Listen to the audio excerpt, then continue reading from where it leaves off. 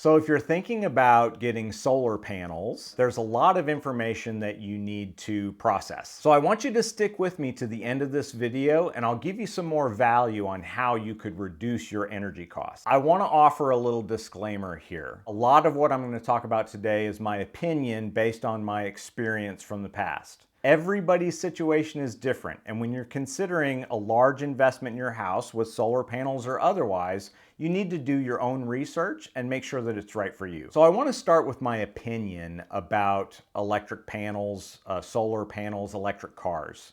The way I see it is the cost of solar panels right now are still pretty high. The cost of electric cars are still pretty high, but they hold a lot of promise for the future. We seem to be right in the middle. So until the cost of solar panels comes down, as well as the cost of electric vehicles come down, it's harder to justify making this switch to that new technology. If you're buying a house right now, if you see something with solar panels, this could be an opportunity to potentially get it for less money.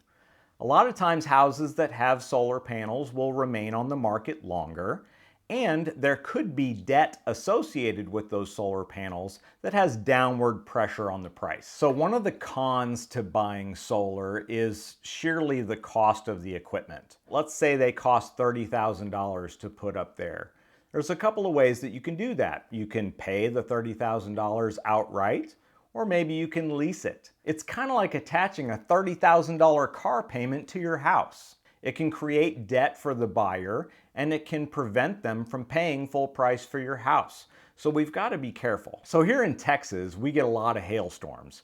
It's not a question of if, it's a question of when. If you're thinking about solar panels, when your roof gets damaged because of a hailstorm, you've got to think about the removal and the reinstallation of those panels, assuming they didn't get damaged too. Your insurance company may or may not cover this, so you'll want to talk to them about if that's part of your policy. If they don't offer that as part of their policy, it could mean an increase in your monthly premium. Something to think about. So what I think one of the biggest downsides to having solar on a house for real estate is when you're on the buyer side of a transaction. So if there's a solar lease against those solar panels, it can effectively reduce your buying power on that house. If your top of the budget is $250,000 and there are solar panels on the house, it could effectively reduce that to $230,000. So this can be harmful in finding that house that you love and being able to afford it. So at the beginning of this video, I promised you some extra value if you stayed to the end, so thanks for doing so. So I want you to think about that opportunity cost of spending the money outright on your solar panels. Maybe you could use that money to buy a new air conditioner that's more efficient. Maybe you could put a foot worth of insulation in the attic. Maybe you could put new windows on your house. Some of the suggestions that I gave you that could increase the energy efficiency of your home are a fraction of the cost of putting solar panels on your house.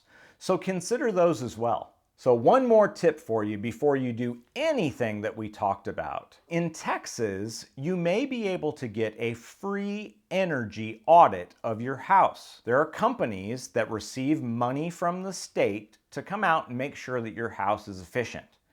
They're going to put a baffle on your front door and actually gauge how much your house breathes. And that could very well be something to save you energy for no cost at all.